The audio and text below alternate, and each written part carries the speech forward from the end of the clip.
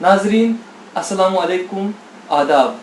मैं गुलाम नबी कुमार GNK उर्दू में आप सबका खैर मकदम करता हूँ। नाजरीन, कलमकार से मुलाकात में आज के हमारे मेहमान हैं डॉक्टर यूसुफ रामपुरी साहब। डॉक्टर यूसुफ रामपुरी उर्दू ज़बान व अदब के मारूफ अदीब हैं। आप शायरी के अलावा अफसाना निगार भी हैं। आप तहक़ीक़, तनक़ीद और सहाफ़त में ख़ासी दिलचस्पी रखते हैं। आपने बैक वक्त कई असनाफ़ में लिखा और इनमें लिखा भी और इनमें अपनी खदमात भी अंजाम दी। डॉक्टर यूसुफ रामपुरी हिंदुस्तान की मारूफ यूनिवर्सिटी दिल्ली यूनिवर्सिटी से फारिग तहसील हैं, जहाँ से आपने उर्दू में MPhil और PhD की है। इसके अलावा आप हिंदुस्तान की एक मारूफ दीनी व असरी दरसगाह दारुल उलूम देवबंद से फारिग तहसील हैं। आपसे हम आज कलमकार से मुलाकात की इस कड़ी में गुफ्तगू करेंगे और आपकी ज़िंदगी और अदबी सफ़र के बारे में जानने की कोशिश करेंगे। डॉक्टर यूसुफ रामपुरी साहब, आपका हमारे प्रोग्राम में खैर मकदम है। बहुत बहुत शुक्रिया, नवाजिश आपकी। आप सबसे पहले अपने आबाई वतन के बारे में बताएं। आप कहाँ पैदा हुए और आपके आबा व अजदाद कहाँ से ताल्लुक़ रखते थे? इससे पहले कि मैं अपनी ज़िंदगी या इब्तिदाई तालीम के बारे में कुछ आप हज़रात के सामने बयान करूं, मैं सबसे पहले आपका ही शुक्रिया अदा करूं, इसलिए कि आपका ये प्रोग्राम काफ़ी अच्छा प्रोग्राम है और मैं इसको सुनता रहा हूं।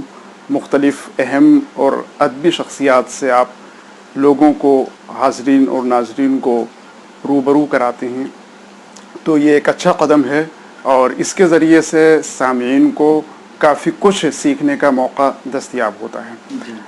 अब जहाँ तक ज़िंदगी का सवाल है, मैं आपको ये बता दूं कि मेरा ताल्लुक़ ज़िला रामपुर यूपी के एक कस्बे टांडा से है। टांडा एक इल्मी, मजहबी और अदबी मकाम है, जगह है। वहाँ मेरी विलादत हुई, वहीं पर परवरिश हुई और वहीं मैंने इब्तिदाई तालीम हासिल की।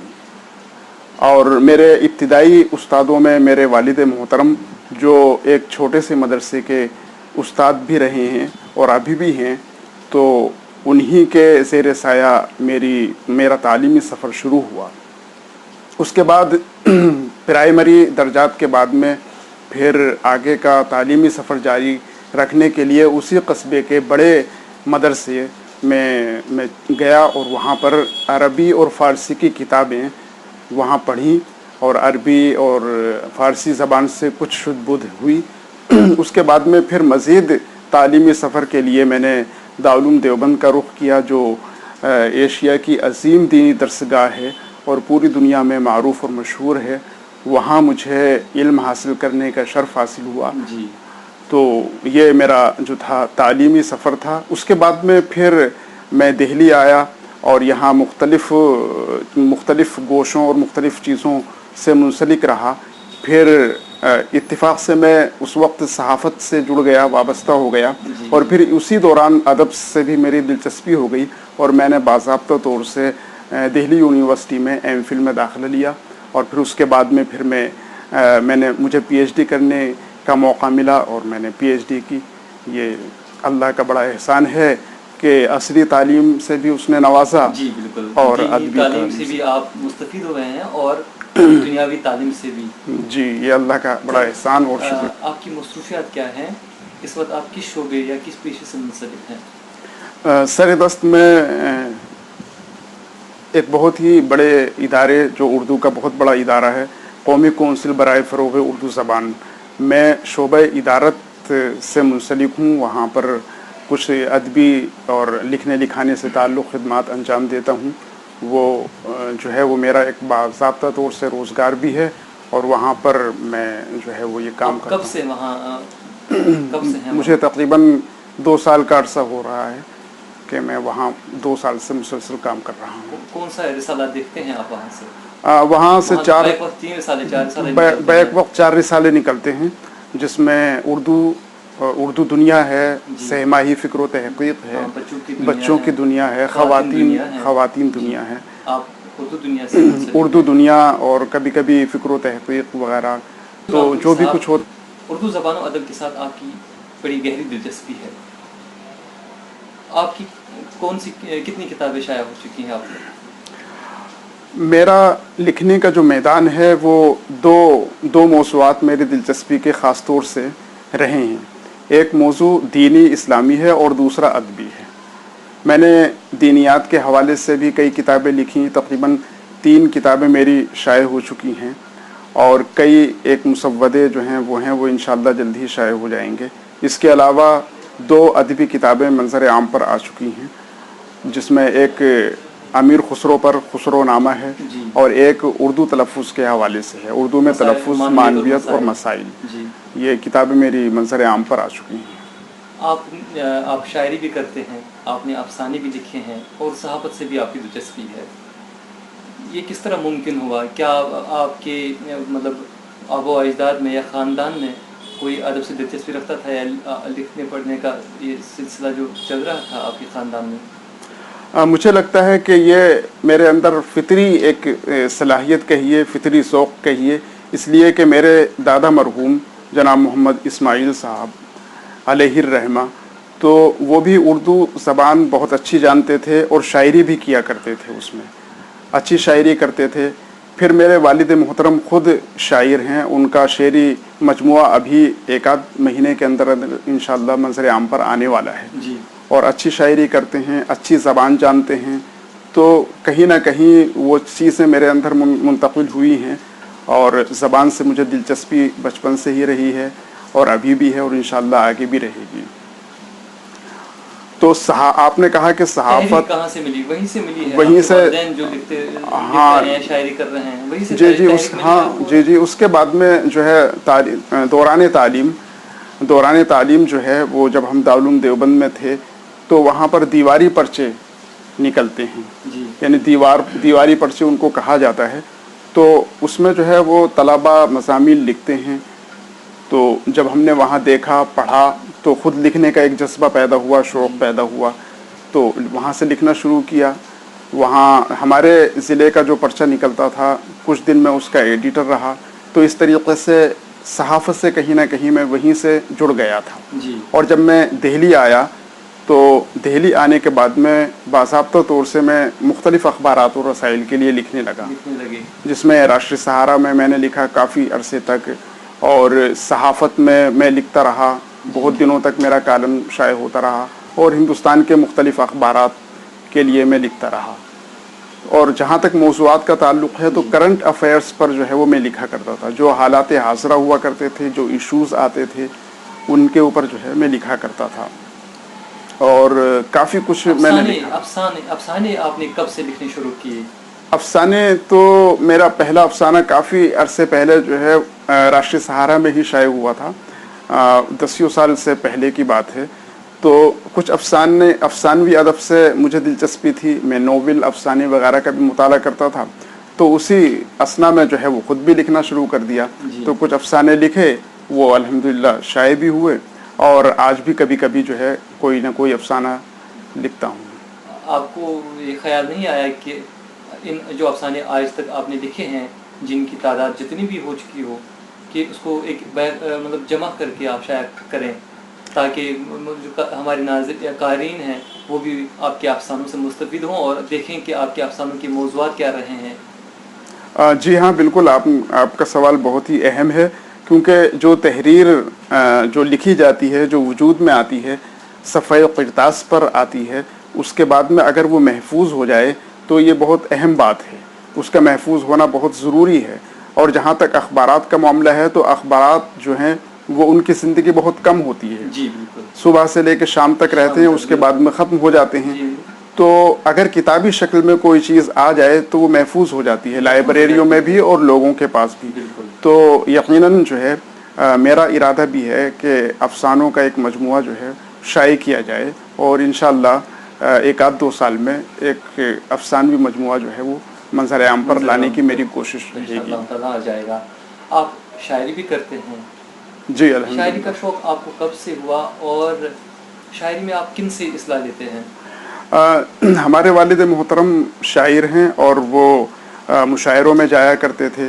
ہمارے گھر ادبی نشست شعری نشستیں ہوا کرتی تھیں. تو میں بچہ تھا ان کے ساتھ میں رہا کرتا تھا, سنا کرتا تھا. اب کہیں نہ کہیں اسی وقت سے شعر سے میرا تعلق ہو گیا. تقریباً 12-13 سال کا میں رہا ہوں گا. تو اس وقت جو ہے وہ ایک طرح ملی, ایک مصرع ملا, مانگا تو کئی بار مگر کچھ ملا نہیں.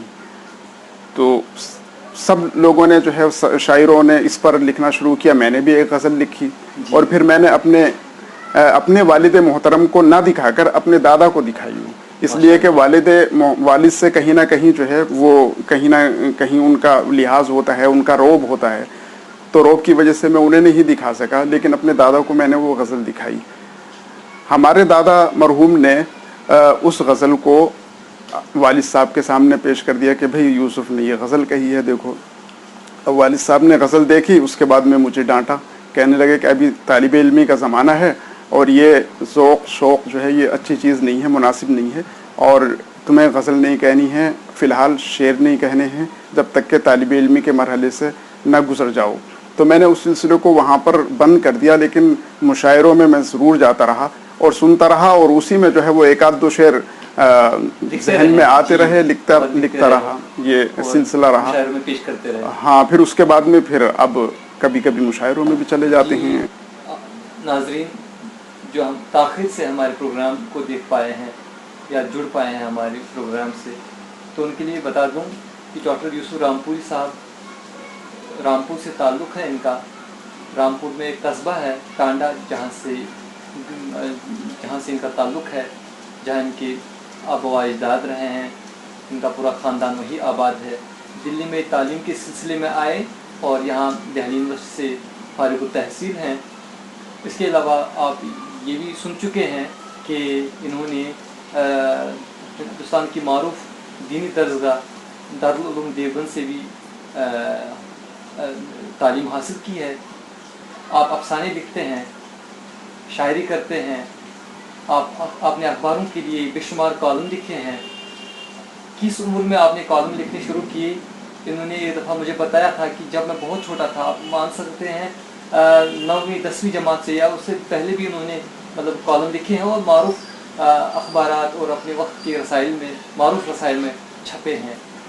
ڈاکٹر یوسف رامپوری صاحب نے کی کتابیں بھی منظر عام پر آ چکی ہیں. ان کی کتاب ہے خسرو نامہ, جس میں خسرو سے متعلق, امیر خسرو سے متعلق بہت ہی مفید اور معلومات افزا مضامین شامل کیے گئے ہیں.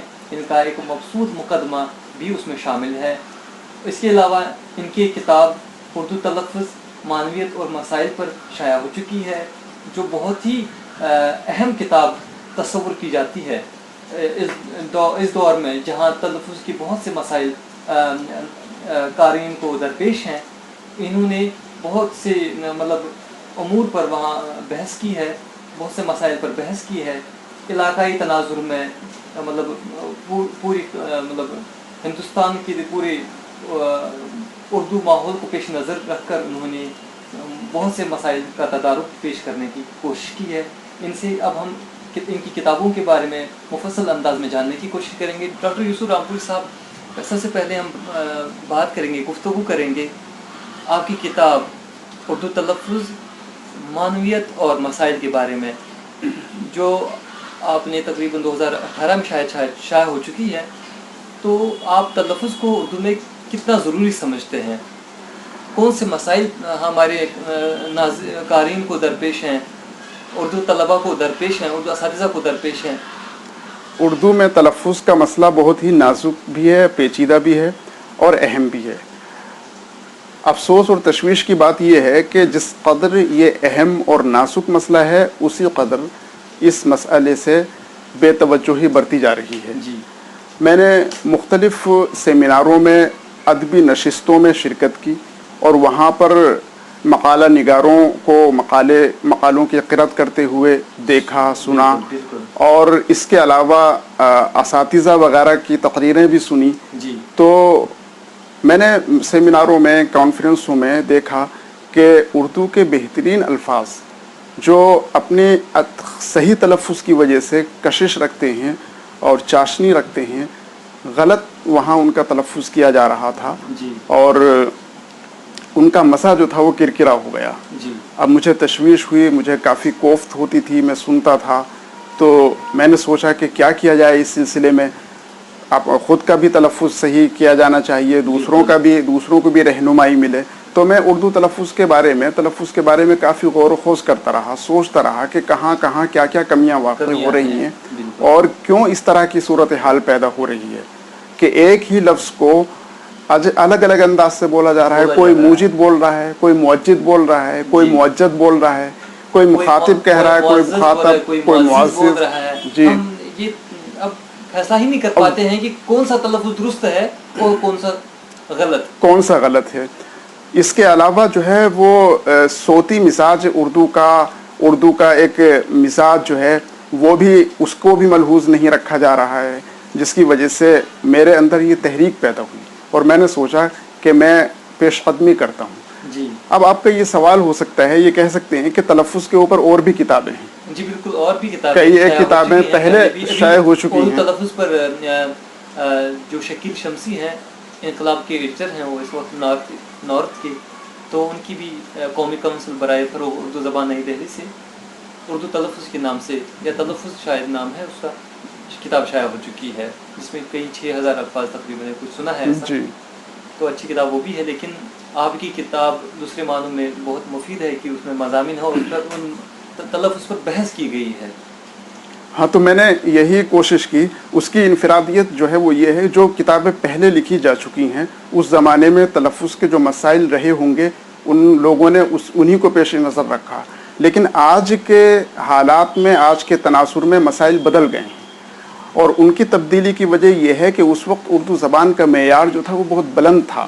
اور عام لوگ بھی، یا جو 5ویں اور 6ٹھی 7ویں کے طالب علم ہوا کرتے تھے، تو ان کا بھی تلفظ اور ان کی زبان بھی اچھی ہوا کرتی تھی. ہاں، لیکن آج یہ سنجیدگی لوگوں میں نظر نہیں آتی.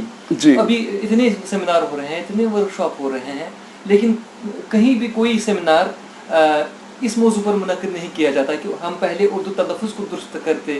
اردو املا پر بھی، املا کے حوالے سے بھی بہت پریشانیاں ہیں، جبکہ بہت کم کتابیں اس پر موضوع پر لکھی گئی ہیں. رشید حسن خان نے کتاب لکھی ہے، گوپی چند نارنگ صاحب نے اس پر کتاب لکھی ہے. بہت پریشانی ہے، لیکن لوگ اس حوالے سے کام ہونا چاہیے، سیمینار منعقد ہونے چاہیے، ورک شاپ منعقد کرتے رہنا چاہیے تاکہ سماجی بیداری کی مہم شروع ہو. جی، اور خاص طور پر یونیورسٹیوں اور دیگر تعلیمی اداروں میں اس طرح کے کام ہونے چاہیے. آپ اس حوالے سے کیا کہنا چاہیں گے؟ ہاں، بالکل یہ ضروری ہے. میں نے تو ایک شروعات کی ہے. میں یہ چاہتا ہوں کہ یہ سلسلہ آگے بڑھے، جی، اور اتنا آگے بڑھے کہ اس کے اوپر کتابیں لکھی جائیں، اس کے ہر پہلو اور ہر گوشے پر بحث ہو اور صحیح طریقے سے جو ہے وہ تلفظ کا مسئلہ حل ہو. میں سمجھتا ہوں، میں ابھی آپ تلفظ کی بات کر رہے تھے، میری جو کتاب ہے، میں نے اس میں جو ہے اس بات کی کوشش کی ہے، جو مقدمہ ہے وہ کافی بڑا، کافی طویل مقدمہ ہے. تو اس میں اردو کے مزاج کو بھی میں نے سامنے رکھا ہے اور اردو کی جو لغت ہے اس کو بھی سامنے رکھا ہے، اور پھر اس کے بعد میں جو صحیح تلفظ ہے، جو رائج تلفظ ہے، اس کو بھی دیکھا ہے. اور جو اس رائج تلفظ میں سے کچھ لوگ جو ہیں وہ عجیب و غریب انداز سے اس کو بنا رہے ہیں، اس کو بھی سامنے رکھا ہے. اور ان سب چیزوں کو سامنے رکھتے ہوئے صحیح تلفظ کی نشاندہی کرنے کی کوشش کی ہے اور اس کے اسباب بھی بیان کیے ہیں اور اس کے قاعدے اور ضابطے بھی بیان کرنے کی کوشش کی ہے. تو میں سمجھتا ہوں کہ ان معنوں میں یہ کتاب اہم ہونی چاہیے اور اس سے جو ہے وہ طلباء بھی فائدہ حاصل کر سکتے ہیں، اور جو اردو کے شائقین ہیں، جو اردو سے دلچسپی رکھتے ہیں یا اردو کو اچھے انداز میں بولنا چاہتے ہیں، ان کے لیے بھی اساتذہ اور طالب علموں کے ریسرچ اسکالرس کے مضامین شامل ہیں. اس میں جو ہے وہ کئی اچھے ریسرچ اسکالرس اور بڑے بڑے ادیب ہیں. ان کے مثال کے طور پر پروفیسر علیم اشرف خان کا ہے، ڈاکٹر مشتاق قادری صاحب ہیں، اور آپ کا بھی ایک کشمیر کے حوالے سے جو ہے ایک اچھا مضمون ہے. اس کے علاوہ اور بھی کئی چیزیں ہیں. تو میں نے اس بات کی کوشش کی کہ جن لوگوں کی تلفظ کے اوپر نظر ہے جی اور جو حساس اس مسئلے کو حساس سمجھتے ہیں تو اور کچھ زاویوں سے سوچتے ہیں اور انہوں نے کچھ کام کیا ہے، ان کی تحریریں آ جائیں اور ان کے تجربات سے ہمیں فائدہ ملے. مستفید ہوں. جی. اور یوسف رام پوری صاحب، آپ کی دوسری کتاب جو ہے خسرو نامہ سے شائع ہوئی ہے، اس میں کون کون سے مضامین شامل ہیں اور آپ کو یہ کتاب شائع کرنے کی نوبت ضرورت کیوں پیش آئی؟ امیر خسرو ایک ایسی شخصیت کا نام ہے جی کہ وہ 700 سال کے بعد میں بھی زندہ ہیں. یعنی ان کی مقبولیت کا یا ان کی شخصیت کے اندر کشش کا عالم یہ ہے کہ وہ جس طریقے سے اپنے زمانے میں یا اپنے زمانے کے بعد کے ادوار میں زندہ تھے، اسی طریقے سے آج بھی ان کے اوپر کام ہو رہا ہے. بہت سارے لوگ لکھ رہے ہیں تو، اور بہت سی کتابیں منظر عام پر آ چکی ہیں امیر خسرو پر. لیکن یہ ہے کہ میں نے اس کتاب میں اس بات کا خاص خیال رکھا کہ وہ مضامین جو پرانی کتابوں میں آ چکے ہیں یا لکھے جا چکے ہیں وہی مضامین ریپیٹ نہ ہوں. آج کی نسل امیر خسرو کے بارے میں کیا سوچتی ہے، امیر خسرو کے حوالے سے وہ کس طریقے سے استفادہ کر رہی ہے اور ان کے کن کن گوشوں کے اوپر نظر ہے، تو ان سب چیزوں کو جو ہے وہ سامنے لانے کے لیے نئی نسل اور نئے لوگوں سے جو ہے وہ مضامین اور مقالات وغیرہ جمع کیے گئے، لکھوائے گئے اور وہ جو کہیں شائع نہیں ہوئے ہیں ان کو اس میں شامل کیا گیا. تو اس طرح سے میں سمجھتا ہوں کہ اس کا بھی اپنا ایک افادی پہلو ہے.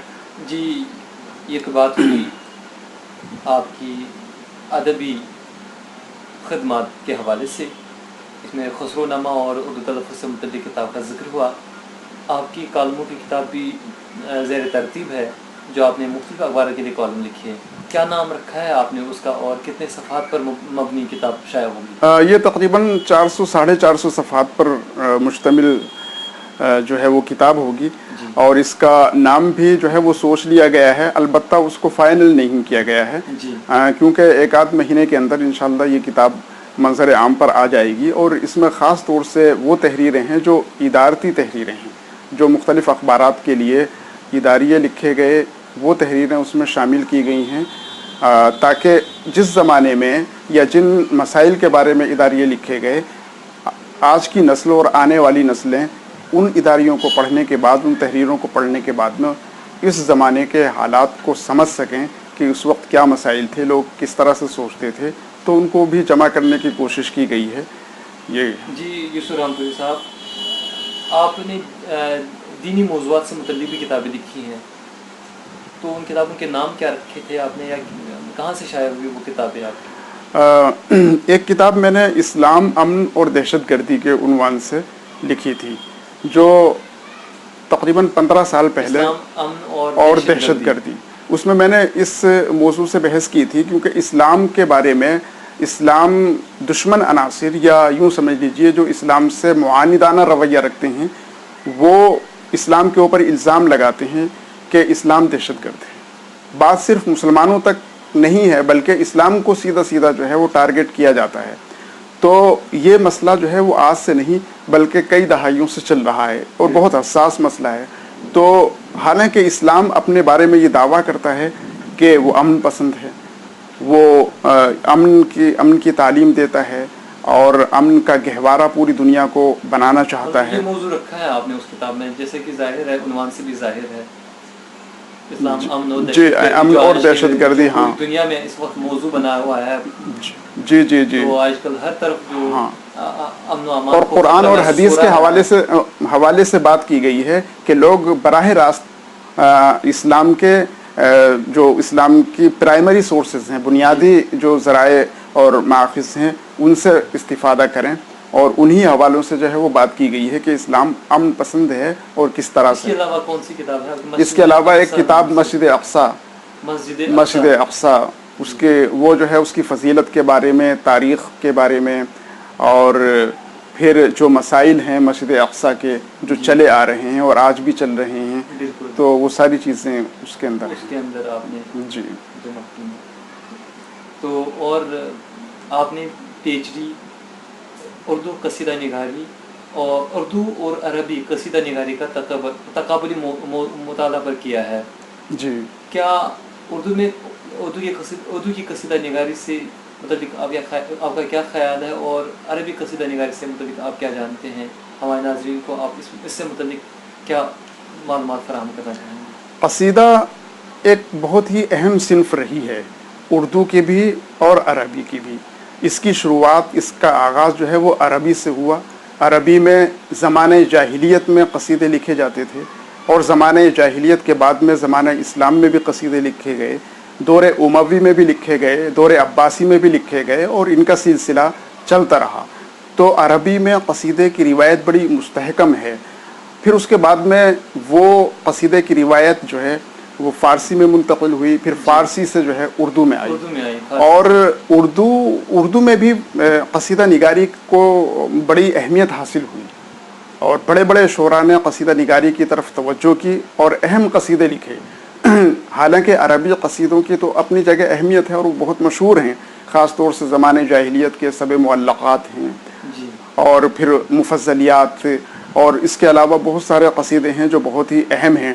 لیکن جب ہم اردو قصائد پر نظر ڈالتے ہیں، ہم محمد قلی قطب شاہ کے قصیدوں کو دیکھتے ہیں، ان کے بعد کے قصیدہ نگاروں کو دیکھتے ہیں، ذوق کے قصیدے غالب ہیں، اور سودا ہیں، نصرتی ہیں، تو پوری ایک روایت ہے، اور تقریباً ہر شاعر نے، ہر اہم شاعر نے اس کی طرف توجہ کی ہے، اور کلاسیکی شاعری جو ہے وہ آپ کو قصیدوں میں ملے گی۔ اگر آپ اردو شاعری سے واقعی لطف اندوز ہونا چاہتے ہیں اور استفادہ کرنا چاہتے ہیں اس کی کلاسیکی شاعری سے، تو آپ کو قصیدے کی طرف جانا ہوگا اور قصیدوں کو پڑھنا ہوگا۔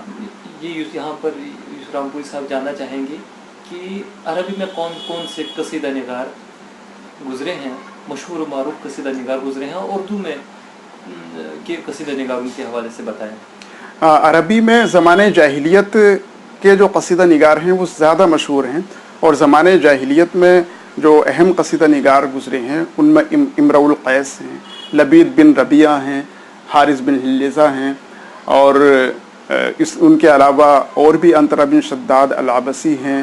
اس طریقے سے یہ 7 جو ہیں قصیدہ نگار جن کو اصحاب معلقات کہا گیا ہے، وہ بڑی شہرت اس زمانے میں بھی رکھتے تھے، اور بعد کے، اور ان کے قصائد واقعی اتنے اہم ہیں کہ ان کو پڑھنے کے بعد میں پتہ چلتا ہے کہ شاعری کیا چیز ہے۔ ان کے بعد میں جو ہے وہ دور اسلام کی بات کریں تو دور اسلام میں بھی کئی اہم قصیدہ نگار گزرے، جیسے حسان بن ثابت ہوئے۔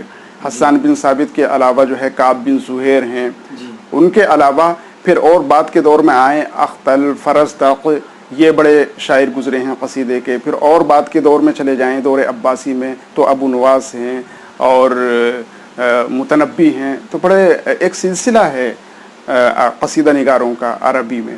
اور جب ہم یہاں پر آتے ہیں اردو میں، تو اردو میں بھی آپ محمد قلی قطب شاہ کے قصیدوں کو دیکھیں تو محمد قلی قطب شاہ کے قصیدے جو ہیں وہ زمانہ جاہلیت کے جو عربی قصائد ہیں، جو وہاں پر نیچرلٹی کی فضا پائی جاتی ہے، وہ صورتحال، وہ چیزیں ہمیں یہاں بھی نظر آتی ہیں۔ امرؤ القیس جس طریقے سے انہوں نے جو ہے، امرؤ القیس نے جس طریقے سے عریانیت کا مظاہرہ کیا ہے، تو اسی طریقے سے ہمیں محمد قلی قطب شاہ کے یہاں بھی دکھائی دیتا ہے۔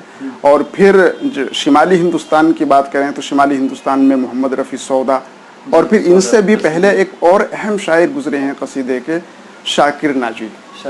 وہ ایک بہت اہم، حالانکہ ان کے اوپر کم لکھا گیا ہے، کم توجہ دی گئی ہے، لیکن ہمیں شمالی ہندوستان میں قصیدے کے اہم نقوش جو ہیں وہ شاکر ناجی کے یہاں ملتے ہیں۔ پھر اس کے بعد میں پھر آپ دیکھ سکتے ہیں محمد رفیع، کیا ان کے قصیدے دستیاب ہیں؟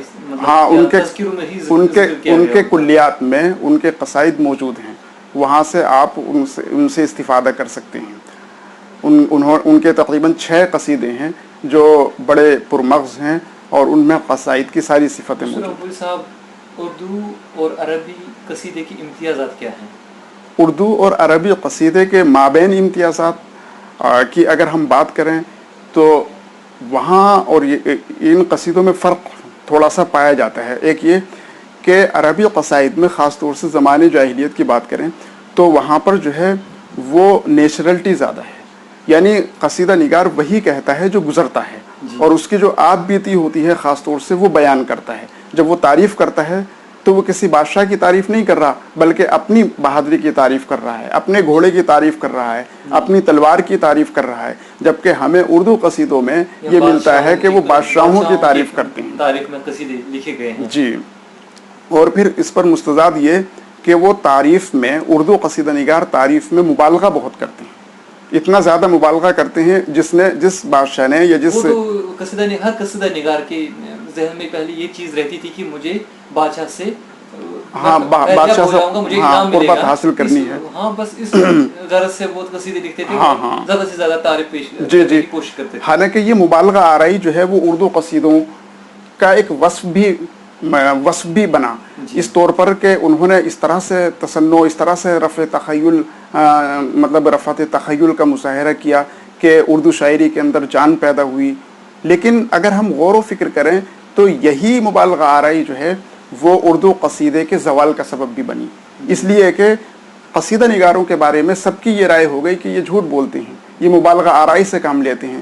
چنانچہ بعد کے زمانے میں جب سائنٹیفک دور آیا, جب لوگ تخیلات سے باہر آئے اور عملی زندگی میں آئے اور انہوں نے چیزوں کو سائنٹیفک زاویوں سے جانچنا شروع کیا, تو پھر انہوں نے دیکھا کہ یہاں تو بہت زیادہ مبالغہ ہے اور بہت زیادہ جھوٹ پایا جاتا ہے. یہ تو یہاں بات ہوئی عربی قصیدے کی اور اردو میں قصیدہ نگاروں کی, امتیازات بیان کیے گئے, اور بھی جو فرق جو آپ نے دیکھا ہے اپنی تھیسس میں, اپنے مقالے میں, وہ آپ نے بیان کیا, ہمارے ناظرین کو محظوظ فرمایا اپنے خیالات سے.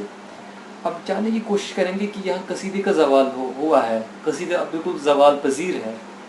جی, کوئی نقوش نظر نہیں آ رہے ہیں کہ قصیدہ لکھے گا. لیکن اب ابھی پہلے پہل ہندوستان میں جب یا اردو زبان میں بادشاہوں کی تاریخ میں قصیدے لکھے گئے, تو یہ ممکن نہیں ہے کہ ہمارے اب جو بزرگان دین ہیں, پیغمبران حضرات ہیں, تو ان پر قصیدے لکھے جاتے. جی ممکن نہیں ہے. ہاں بالکل ممکن ہے. آپ نے بہت بنیادی اور بہت اہم بات کہی ہے. اگر ہم اردو قصیدے کے ذخیرے کو دیکھتے ہیں اور اس کی چھان بین کرتے ہیں تو آپ جو ہیں وہ مذہبی اور منقبتی قصائد زیادہ پائیں گے. یعنی حالانکہ اس میں کوئی شک نہیں کہ بادشاہوں کی تعریف میں بہت زیادہ قصیدے کہے گئے, لیکن یہ بھی ایک سچائی ہے کہ بزرگان دین کے بارے میں اور صحابہ کے بارے میں اور پیغمبروں کے بارے میں بھی قصیدے لکھے گئے, اور اتنے لکھے گئے کہ وہ اردو میں ایک بہت بڑا سرمایہ ہے, بہت بڑا ذخیرہ ہے. لیکن افسوس اور تشویش جو ہے وہ یہاں پر یہ سوال بڑا اہم ہے کہ چونکہ ہمارے شعراء بادشاہوں کے درباروں سے منسلک ہو گئے, وہاں انعامات جو ہے وہ ان کو ملنے لگے, تو انعامات کی وجہ سے جو ہے وہ اس طرف زیادہ متوجہ ہو گئے, اور جب شاہی دربار ختم ہو گئے تو وہ بھی جو ہے وہ قصیدہ بھی زوال. اگر وہ نیچرل, میں نے جیسے کہا کہ مبالغہ آرائی پر مبنی اور مشتمل تھا, اگر اس کے اندر نیچرلٹی پائی جاتی یا نیچرلٹی کی فضا کو برقرار رکھا جاتا, تو ہمارے بزرگان دین جو ہیں جو گزر چکے ہیں ان کے بارے میں قصائد کہے جاتے. اور صرف یہ نہیں بلکہ آج بھی ایسے لوگ, ایسی شخصیات یا ایسے بہادر لوگ ہیں اور گزر چکے ہیں کہ ان کے بارے میں اچھے قصیدے کہے جا سکتے ہیں. جب ہم اس بادشاہ کی جس نے کبھی کسی گھوڑے کی پیٹھ کو مس نہیں کیا, اس رئیس نے گھوڑے کی پیٹھ کو مس نہیں کیا, اور اس کو ہم بہترین گھوڑ سوار کہہ رہے ہیں, تو کیا ہم واقعی اس بہادر کو جس نے بڑے کارنامے انجام دیے اس کی تعریف میں قصیدے نہیں لکھ سکتے؟ نہیں لکھ سکتے. یہی سوچنے والی بات ہے. اس پر سنجیدگی سے ہمارے ادبا, ہمارے شعراء کو سوچنا چاہیے کہ ہم اگر قصیدہ صرف انعام و اکرام کے تعلق سے نہیں کہنے چاہیے, بلکہ اب وہ دور چلا گیا, اب ہمیں بزرگان دین کے تعلق سے قصیدے لکھنے چاہیے, تخلیق کرنے چاہیے. اور بھی بہت سارے موضوعات ہیں جن پر اور جنہوں نے واقعی بڑی خدمات انجام دی ہیں, جس حوالے سے واقعی خدمات انجام دی ہیں, ادیب شاعر گزرے ہیں معروف, جن پر ہم قصیدے لکھ سکتے ہیں, بھلے ہی ہمیں اس سے مطلب وہ نہ ملے, انعام حاصل نہ ہو, لیکن وہ شہرت ملے گی اور اردو قصیدہ نگاری پھر سے زندہ ہو جائے گی. لیکن ایک چیز اور ہے کہ شاعر ہو یا کوئی بھی, زیادہ تر سہولت پسندی آ گئی ہے لوگوں میں. قصیدے کی جو صنف ہے وہ اپنے آپ میں بڑی اہمیت کی حامل ہے اور بڑی نزاکت ہے اس کے اندر. تو اس میں محنت درکار ہے. آپ غزل بڑی آسانی سے کہہ لیتے ہیں کیونکہ غزل کا ہر شعر جو ہے وہ الگ الگ معنی بیان کرتا ہے, اس لیے سارے شاعر جو ہیں وہ غزل کے پیچھے پڑ گئے. اب قصیدہ کہنے کے لیے آپ کو پورا جو 100 اشعار کہہ رہے ہیں یا 50 اشعار, وہ باہم مربوط بھی ہونے چاہیے, ان کے اندر تشبیب بھی ہونی چاہیے, اور تشبیب کا اپنا ایک معیار ہونا چاہیے, گریز ہو, پھر جو ہے وہ مد ہو, پھر اس کے بعد میں دعا ہو, پھر اپنا اس کا معیار ہے کس طریقے سے گریز کرنا ہے, اس کے اندر کیا نزاکت پیدا کرنی ہے, اور اس کے الفاظ بھی, یہ ساری چیزیں. یہاں ہم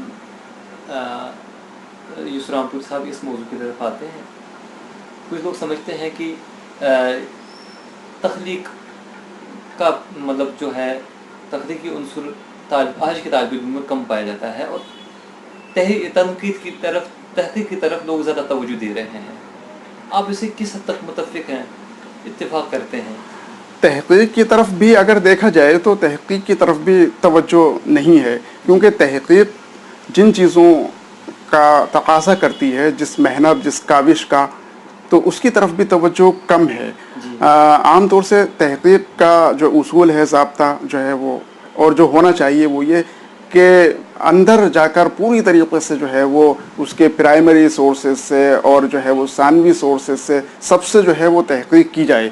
لیکن ہوتا کیا ہے, آپ دیکھ رہے ہیں کہ 2 سطحوں پر جو ہے وہ تحقیق ہو رہی ہے. یونیورسٹی میں تحقیق ہو رہی ہے, اداروں میں, کچھ جو ہے وہ باہر تحقیق ہو رہی ہے. اب یونیورسٹی میں جو تحقیق ہو رہی ہے اس کا جو معیار ہے اس سے آپ واقف ہیں. بعض تحقیقی مقالے بہت اچھے ہوتے ہیں, لیکن بعض تحقیقی مقالے بہت زیادہ اچھے نہیں ہوتے ہیں, اور پھر وہاں پر آپ یہ بھی دیکھیں گے کہ موضوعات جو ہے وہ باہم مل جاتے ہیں. یوسف رام پوری صاحب, آج اردو زبان کس سمت کی جانب گامزن ہے؟ اردو ترقی کی طرف جا رہی ہے یا زوال پذیر ہے؟ الگ الگ ماہرین, اساتذہ اس سے متعلق مختلف نظریات رکھتے ہیں. آپ کا نظریہ اس حوالے سے کیا ہے؟ میں سمجھتا ہوں کہ اس کے بارے میں ابھی کوئی حتمی بات نہیں کہی جا سکتی کہ زوال پذیر ہو رہی ہے یا بہت زیادہ ترقی کی طرف گامزن ہے.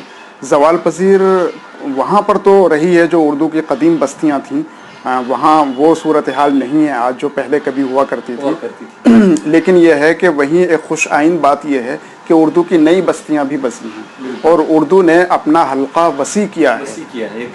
نہ صرف ہندوستان میں بلکہ ہندوستان کے علاوہ بیرون ہند کے کئی ممالک میں اردو بولی جا رہی ہے, سمجھی جا رہی ہے, تو لکھا جا رہا ہے. پھر اردو کے اندر اپنے اندر اتنی قوت اور کشش ہے کہ وہ اپنے راستے خود بنا لیتی ہے. جیسے کہ دریا ہے, اس کو روکنے کی کوشش کی جاتی ہے لیکن وہ اپنا راستہ تلاش کر لیتی ہے. تو اردو کے اندر یہ خصوصیت ہے کہ وہ اپنا راستہ خود بنا رہی ہے. ورنہ آپ اگر غور و فکر کریں, گزشتہ 2-3 دہائیوں پر نظر ڈالیں تو آپ کو نظر آئے گا کہ اردو کو روکنے کی بھی کوشش کی گئی, یا اردو کے پاس وسائل نہیں رہے, مگر اس کے باوجود آج بھی اردو زندہ ہے اور بالکل روشن ہے, اور لوگ متوجہ ہیں اس کی طرف, اردو کی طرف. جو اردو والے نہیں ہیں وہ بھی اردو سیکھنا چاہتے ہیں. تو یہ کہا جا سکتا ہے کہ اردو کے ادیب ہر جگہ نظر آ رہے ہیں, سوشل میڈیا پر, ہر جگہ, فیس بک, واٹس ایپ پر ادبی گروپ قائم کیے گئے ہیں, فیس بک پر فورم چلائے جا رہے ہیں, گروپ قائم کیے جا رہے ہیں, افسانے وہاں شائع کیے جا رہے ہیں, کسی بھی طرح اردو میں لکھا جا رہا ہے. ہر اعتبار سے اردو ٹیکنالوجی سے جڑ گئی ہے, ٹیکنالوجی سے جڑ گئی ہے. ٹی وی پر نظر آ رہے ہیں اردو کے ادیب, ریڈیو پر نظر آ رہے ہیں, اب اردو کے کئی چینلز قائم کیے گئے ہیں. تو مطلب ہر اعتبار سے البتہ یہ ہے کہ زمینی سطح پر جیسے اسکولز ہیں تو وہاں پر جو اردو پڑھائی جاتی تھی پہلے, وہاں پر اردو نہیں پڑھائی جا رہی ہے یا کم پڑھائی جا رہی ہے. مگر آپ کو یہاں اس بات کو بھی ملحوظ رکھنا ہوگا کہ جو مدارس ہیں, مدارس میں اردو کی باضابطہ تعلیم ہوتی ہے. چاہے چھوٹے مکاتب میں بھی اور چھوٹے جو بڑے مدرسے ہیں وہاں پر بھی اردو کی تعلیم ہوتی ہے, اور جو کچھ پڑھایا جاتا ہے وہ اردو کی وساطت سے پڑھایا جاتا ہے, میڈیم کے طور پر پڑھایا جاتا ہے. تو اگرچہ ان کے موضوعات چاہے الگ ہوں, ان کے علوم اور فنون چاہے وہ الگ ہوں, مگر چونکہ اردو میڈیم سے وہ علوم حاصل کرتے ہیں اس لیے ان کو اردو آ جاتی ہے. تو اردو جاننے والے الحمدللہ آج بھی کافی ہیں, اور آگے بھی ہم یہ امید کر سکتے ہیں کہ اردو آگے بھی زندہ رہے گی اور اپنے راستے بناتی رہے گی. جی یقیناً حوصلے پست نہیں ہونے چاہیے, بلکہ اعتماد کے ساتھ ہمیں آگے بڑھنا چاہیے, اور جو ہمارا کام ہے اس میں بالکل مزید سرگرم ہونا چاہیے. اور لوگوں کو دکھانا چاہیے، ثابت کرنا چاہیے کہ ہم بالکل کسی بھی اعتبار سے اور لوگوں سے اور شعبوں سے اور مضامین میں لکھنے والوں سے کسی لحاظ سے کم تر نہیں ہے، بلکہ اردو زبان کا مستقبل روشن ہے، اردو والوں کا بھی انشاءاللہ تعالی مستقبل روشن رہے گا۔ یوسف رامپوری صاحب، آپ نے ہمیں اپنا قیمتی وقت دیا، ساری باتیں نہیں ہو سکتی، یقیناً ساری باتیں نہیں ہو سکتی اس مختصر سے وقت میں، تو انشاءاللہ تعالی آپ کو پھر کبھی کسی موضوع پر مدعو کریں گے۔ آپ نے ہمیں اپنا وقت دیا، اس کے لیے ہم بہت مشکور ہیں، ممنون ہیں آپ کے۔ ناظرین، جی ہاں، آپ گفتگو سماعت فرما رہے تھے ڈاکٹر یوسف رامپوری صاحب سے۔ ناظرین، آئندہ ہم کسی نئی شخصیت کے ساتھ آپ کے روبرو ہوں گے، تب تک کے لیے ہمیں دیجیے اجازت۔ لیکن اجازت سے پہلے میں یہ کہنا چاہوں گا کہ ہماری چینل کو ضرور سبسکرائب کیجیے گا۔ سبسکرائب کرنے کے بعد ایک بیل آئیکن آ جاتا ہے، گھنٹی آ جاتی ہے، اس پر پریس بھی کیجیے گا، اس کو دبائیے گا، اس سے آپ کو نوٹیفیکیشن ملے گی ہمارے پروگراموں کی۔